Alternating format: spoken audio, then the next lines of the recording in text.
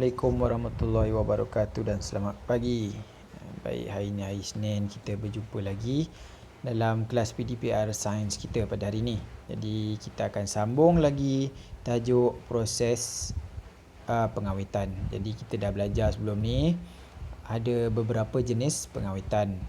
Okey, tapi kita akan fokus pada pengentinan dan pembotolan.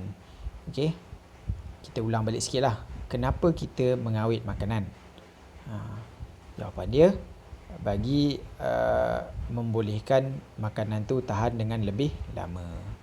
Jadi dengan kaedah pengentinan dan pembotolan ni, makanan dapat bertahan lama, sekurang-kurangnya 6 bulan paling sikit lah. Biasanya akan tahan sehingga setahun hingga ke 2 tahun. Okey, baik. Hari ni kita tengok sikit proses cara mengawet makanan. Okey, yang ni tentang pengentinan. Okey, hari tu awak dah tengok kan, sebelum cuti PKP tu, cikgu dah tunjuk video bagaimana kilang-kilang memproses makanan dalam tin dan juga makanan dalam botol. Yang dalam botol tu yang kita tengok hari tu air. Yang tin hari tu kita tengok orang buat ikan sardin dengan air dalam tin. Okey, kita imbas balik lah macam mana cara pemprosesan dia. Okay. Kaedah pengentinan merupakan cara pengawetan makanan seperti ikan, ayam, daging, produk tenusu dan buah-buahan di dalam tin. Makanan tersebut perlu dimasak dan dikeluarkan semua udara sebelum ditinkan. Okey, jadi semua makanan yang ada dalam tin ni mostly sebenarnya memang dah dimasak. Sebab contohnya macam ikan. Ikan kalau tak dimasak, dalam tu ada bakteria. Jadi sebelum ditinkan, ditutup tin tu, dia dimasak bagi mematikan kuman-kuman dan bakteria dalam ikan tersebut. Okey, samalah macam buah-buahan. Semuanya dah dimasak. Jadi sebab tu awak boleh buka tin tu terus makan. Tak ada masalah sebenarnya awak makan terus daripada tin. Tapi seelok-eloknya dimasak lagi baliklah. Okey. Sebab bila kita masak balik, dia akan rasa lebih sedap. Dia masak tu yang dalam tin tu dia secara masak biasa je. Dia tak adalah perencah-perencah lain. Okey. Macam buah dalam tin tu awak boleh buka makan terus, tapi air dia manis lah. Sebab dia air gula kan. Jadi awak kena tambah air pula lepas tu. Okey, kita tengok step ni. Makanan yang sudah diproses dimasukkan ke dalam tin. Okey, dimasukkan. Ni gambar dia. Makanan dicampur dengan larutan garam atau gula dalam tin. Sebab apa diletak gula dengan garam ataupun garam? Sebab bakteria tak boleh hidup dalam larutan gula yang tinggi dan juga garam. Gula tu dia mesti tinggi, pekat. Kalau setakat gula yang biasa ni tak jalan lah. Bakteria boleh hidup. Dia kena yang gula pekat. Sebab tu air buah dalam tin kalau awak makan terus, dia manis. Okey. Garam pula dia menghalang daripada bakteria hidup. Okey. Selain daripada itu juga dia merupakan perasa, penambah perasa. Okey, makanan dipanaskan pada suhu 121 Celsius. Makanan dipanaskan selama 20 minit. Okey, makanan tu dah masak. Kemudian masuk dalam tin, dimasak lagi. Dimasak setinggi 121 Celsius. Okey, 121 Celsius ni dia lagi panas daripada air mendidih. Air mendidih itu 100 darjah Celsius. Ni dia panas lagi. 121 darjah Celsius. Dia bagi memastikan semua kuman-kuman ataupun bakteria dekat dalam tin tu mati. Dipanaskan selama 20 minit. Okay, kemudian tin tersebut ditutup dan dipateri dalam keadaan kedap udara. Tujuannya adalah untuk menghalang mikroorganisma dari dalam udara merosakkan makanan yang telah diproses. Okey, dekat keliling awak ni sebenarnya banyak mikroorganisma yang awak tak boleh nampak. Awak bernafas sekarang ni pun mikroorganisma tu masuk dalam hidung awak, masuk dalam paru-paru. Okey, di mana-mana saja ada. Jadi untuk mengelakkan makanan dalam tin tu terjejas ataupun cepat rosak, dia ditutup dengan keadaan yang kedap udara. Maksudnya dalam tin tu langsung tak ada udara. Bila tak ada udara, tak adalah mikroorganisma dalam tu. Sebab sebelum ditutup, makanan tu dah dipanaskan terlebih dahulu. Okey, kemudian tin dipanaskan pada suhu yang tinggi untuk membunuh semua mikroorganisma. Tin dilabelkan dan disimpan. Nampak? Dia panaskan lagi. Dah tutup, dia panaskan lagi.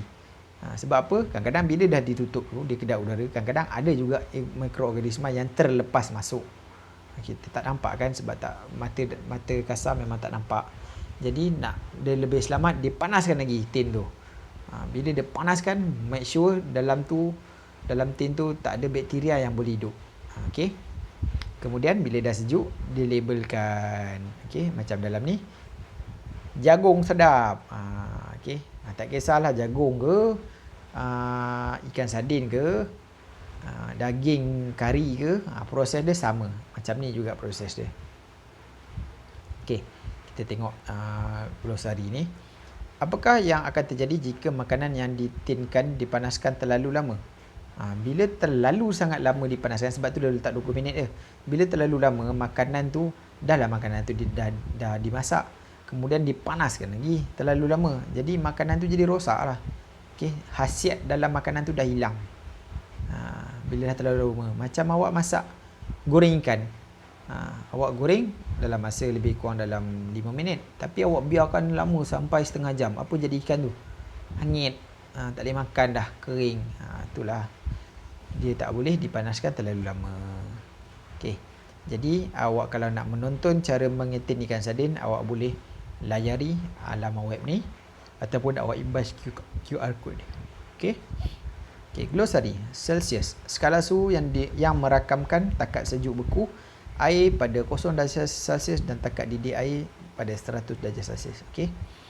Air membeku pada suhu kosong dan mendidih pada takat 100 darjah Celsius. Tapi makanan dalam tin tadi dipanaskan sehingga 121 darjah Celsius bagi memastikan tak ada mikroorganisma yang boleh hidup. Okey. Ini pengetinan. Kita tengok pembotolan. Okey, kaedah pembotolan juga merupakan salah satu cara pengawetan makanan. Contoh makanan yang dibotolkan seperti sos cili, tomato, jus buah, kicap, paste makanan dan buah-buahan. Makanan tersebut akan tahan lama jika disimpan dalam botol yang kedap udara. Biasanya dalam botol ni kebanyakannya adalah cecair. Dalam tin ni biasanya makanan, pejal. Dalam botol ni cecair. Ada juga makanan juga, contohnya macam jeruk. Dalam ni dia ajar cara buat jeruk. Okey. Okey, makanan yang disediakan dan dibasuh bersih. Mestilah kena basuh kan makanan. Kalau kotor, dalam tu banyak mikroorganisma yang tak baik. Okey, makanan yang dimasak dan dimasukkan ke dalam botol. Okey, sama ada makanan ni macam awak nak buat jeruk, dia tak semestinya masak. Okey. Yang ni makanan mungkin dia nak buat apa ni? Cikgu tak baca ni. Jeruk mangga. Yang ni dia masak dulu. Mungkin ni jeruk muda kot. Sepatutnya jeruk tak perlu masak. Mungkin ni kaedah masak kot. Okey, tak apalah. Okey, makanan yang dimasak dimasukkan ke dalam botol. Kemudian makanan dipanaskan pada suhu yang tinggi untuk mengeluarkan udara. Kemudian dibotol dan dipatri dengan segera menjadikan kedap udara. Botol tersebut dipanaskan sekali lagi untuk membunuh mikroorganisma. Botol tersebut simpan dan labelkan. Ni cara dia lebih kurang macam tin tadi ya. Okey. Tapi sebenarnya kalau yang cikgu tahu, kalau jeruk ni dia tak perlu masak. Okey, dia cuma rendam dalam air cuka ataupun air gula yang tinggi. Okey. Bila dalam air cuka, mikroorganisma tak boleh hidup. Mungkin ni jeruk masak kot. Cikgu tak pastilah. Tapi kalau macam buat jus air pula, macam air buah, dia air tu memang dah tentu-tentu dimasak, kemudian dibotolkan, dia dipanaskan dan ditutup. Dia punya penutup, kemudian sama ada disejukkan sangat sejuk ataupun dipanaskan. Dia bergantung pada jus tu lah. Kalau macam air gas tak boleh lah awak panaskan kan, sekejap lagi dia punya gas hilang. Kalau air gas dia akan disejuk dalam suhu yang sangat sejuk bagi mematikan kuman yang kat dalam tu. Okey. Tak apalah, mungkin dia ajar cara macam ni cikgu pun tak pasti. Mungkin kalau sos tomato ke sos cili, ya, makanan tu dimasak, dia cara proses nak buat dia sama lebih kurang macam yang dalam tin. Okey, dia masuk dalam botol yang dah masak, kemudian dipasakkan lagi, dipanaskan lagi, kemudian ditutup, kemudian tin tu pun, botol ni dipanaskan lagi. Itu kalau sos, ya mungkin macam tu caranya dibotolkan. Okey. Okey, tak apalah. Okey, seterusnya.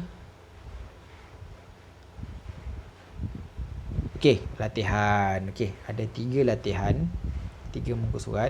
Okey. Pertama ni, berdasarkan gambar di bawah, tandakan right jika bahan tersebut boleh diawet secara proses pengetinan dan pangkah jika bukan proses pengetinan. Okey, mana satu makanan ni yang boleh ditin, awak tanda right. Yang tak boleh ditin, awak tanda pangkah. Okey. Okey, yang kedua, berdasarkan kenyataan di bawah, tuliskan nombor 1 hingga 6 pada ruangan kosong tersebut. Ruangan kosong mengikut turutan proses pembotolan makanan yang betul. Okey, awak tengok balik proses pembotolan ni. Dan dia bagi step 1, 2, 3, 4, 5, 6. Sini pun ada 6, awak susun. Okey. Apa turutan untuk membotolkan makanan. Seterusnya, ni bulatkan jawapan yang betul bagi soalan berikut. Awak baca, awak tengok balik, boleh rujuk balik lah yang depan-depan ni. Okey. Jadi awak boleh buka lah buku teks maya ni untuk awak rujuk balik untuk latihan ni. Okey, bila dah siap, kalau awak print out, nanti naik sekolah awak bawa. Kalau awak tak print out, awak buat dalam handphone, tolong hantar pada cikgu secara personal lah. Dan kalau dalam grup cikgu terlepas pandang. Okey. Jadi sampai sini saja kita punya kelas. Kita akan sambung pada minggu depan kepentingan pengawetan makanan. Okey. Jadi kalau ada apa-apa yang awak tak faham, awak boleh terus, sama ada awak nak video call cikgu ke, awak nak WhatsApp cikgu ke, boleh. Awak boleh tanya. Okey. Tak ada masalah. Bila-bila pun tak apa. Pagi ke petang ke malam ke. Kalau malam cikgu tak tidur lagi, cikgu akan balas. Okey. Jangan malu-malu. Tanya je. Okey. Sebab kalau cikgu mengajar saja, takut awak tak faham. Jadi bila awak tak faham, awak boleh terus tanya pada cikgu. Okey, jadi sampai sini saja. Assalamualaikum warahmatullahi wabarakatuh. Dan selamat menjawab soalan.